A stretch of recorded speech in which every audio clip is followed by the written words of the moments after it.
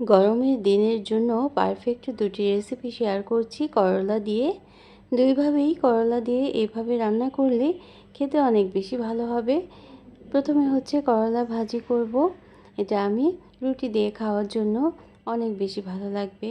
করলাটা পাতলা করে কেটে নিয়েছি, তবে গোল গোল শেপ করে কেটে নিয়েছি। এখন খুব বেশি পাতলাও না, আবার খুব বেশি মোটাও না, ঠিক এই ধরনের করে কেটে নিয়েছি এবং লবণ আর হলুদ দিয়ে কিছুটা সময় মেখে নেব। তো পানিটা কিন্তু খুব ভালোভাবে ঝরিয়ে নিয়েছিলাম, যেহেতু আমরা আগে এই করলাটা তেলের মধ্যে ভেজে নেব। এভাবে করে করলাটা ভাজি করলে একেবারেই তিতা লাগবে না। যারা তিতা করলা খেতে পছন্দ করেন না, তারা কিন্তু এভাবে করে ভাজিটা করে নিতে পারেন। রুটি দিয়ে খেতে অনেক বেশি ভালো লাগবে।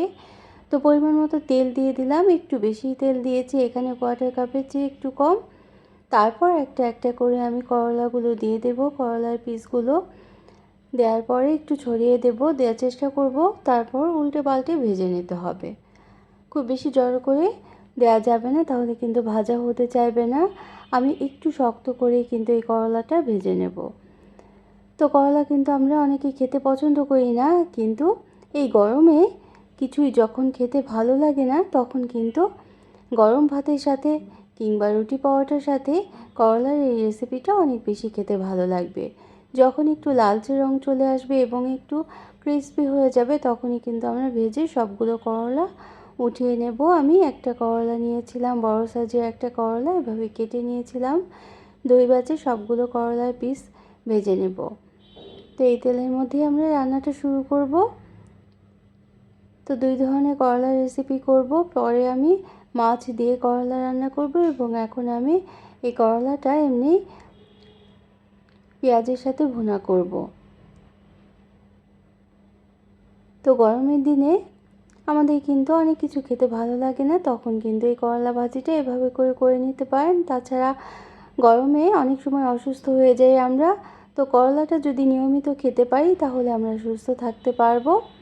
তো এখানে আমি কোয়ার্টার কাপ পরিমাণ টমেটো পেস্ট দিয়ে দিলাম। টমেটো পিউরি যেটাকে বলে, আমি দুটো টমেটোকে পানি দিয়ে মিক্সার জারে পিউরিটা তৈরি করে নিয়েছিলাম। আর মশলা হিসেবে আধা চা চামচ করে হলুদের গুঁড়ো, ধনে গুঁড়ো এবং জিরে গুঁড়ো আর শুকনো মরিচের গুঁড়ো 1 চা চামচ দিয়েছিলাম এবং 1 চা চামচ পরিমাণ আদা আর রসুনের পেস্ট দিয়ে মশলাটা একটু ভুনা করেছিলাম।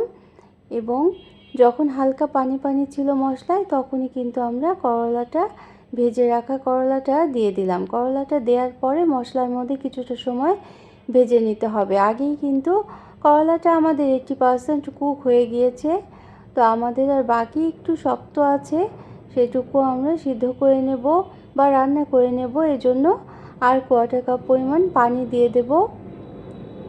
তো লবণটা আমার একটু কম হয়েছিল, এই জন্য লবণটাও দিয়ে দিলাম। যেহেতু করলাটা ভাজার সময় লবণ দিয়েছিলাম আর মশলাতেও সামান্য লবণ দিয়েছিলাম, এই জন্য এখন দেখে নিলাম কেমন হয়েছে লবণটা। তো আর একটু লবণ দরকার ছিল, এর জন্য আধা চা চামচের একটু কম লবণ দিয়ে ভালোভাবে নেড়ে নিলাম। এখন ওই যে বললাম, কোয়ার্টার কাপ পরিমাণ পানি দিয়ে দেব। এখন কিন্তু ঢেকে রাখা যাবে না, আমি ঢাকনাটা না দিয়েই কিন্তু করলাটা রান্না করে নেব। ঢাকনা দিলে অনেক সময় দেখা যায় করলাটা তিতা হয়ে যায়। তো অনেকটাই কুক হয়ে গিয়েছে, একটু ঝোল ঝোল রাখবো, খুব বেশি ঝোল রাখবো না, একটু ভেজা ভেজা রেখে নামিয়ে নিয়েছিলাম এই করলাটা। তো কেমন লাগলো অবশ্যই কিন্তু কমেন্ট করে জানাতে পারেন। তো এরপর আমরা মাছ দিয়ে করলা ভাজি করব।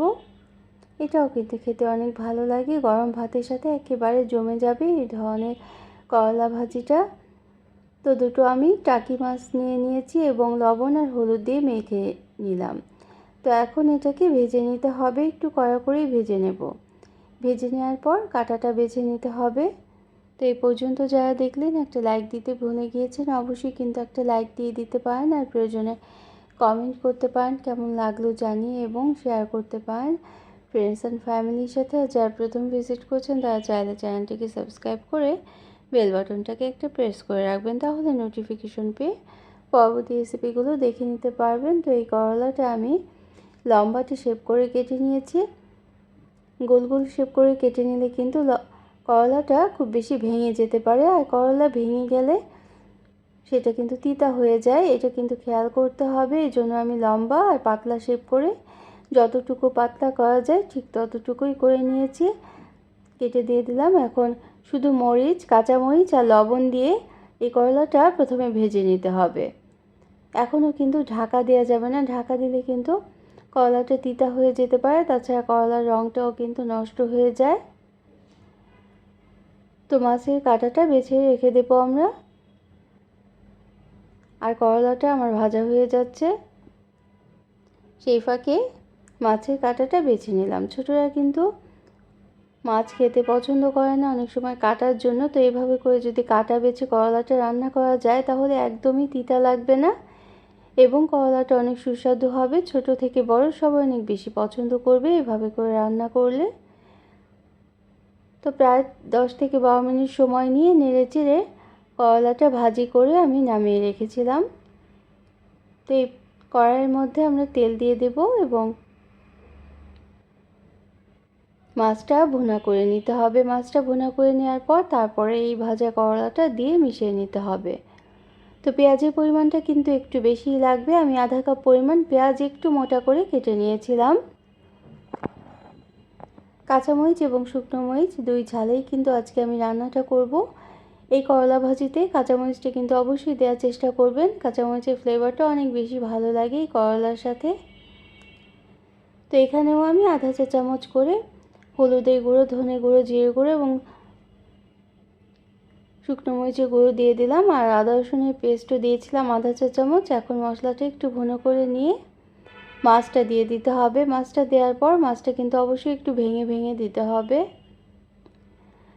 তো মশলাটা আমি আলাদা আর কোনো পানি দিয়ে কষিয়ে নিচ্ছি না, মাছটা দেওয়ার পর তারপরে একটু ভাজা ভাজা করে নেব।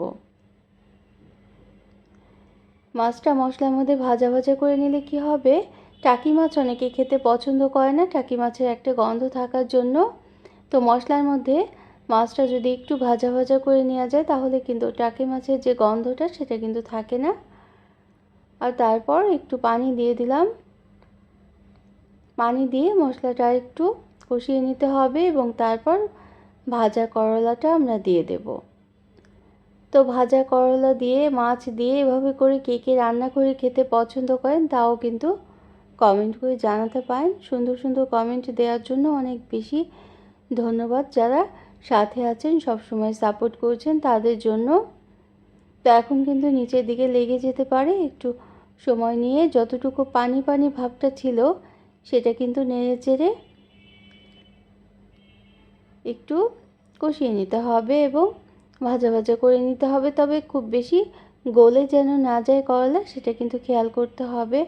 করলা যদি গলে যায় তাহলে কিন্তু তিতা হয়ে যেতে পারে এবং এর স্বাদটাও নষ্ট হয়ে যেতে পারে।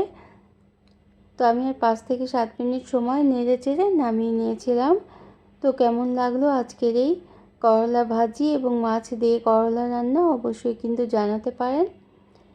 তো অন্য কোনো দিনে অন্য কোনো রেসিপি নিয়ে আসবো ইনশাআল্লাহ। সেই পর্যন্ত সবাই অনেক বেশি ভালো থাকবেন, আমাদের জন্য দোয়া করবেন।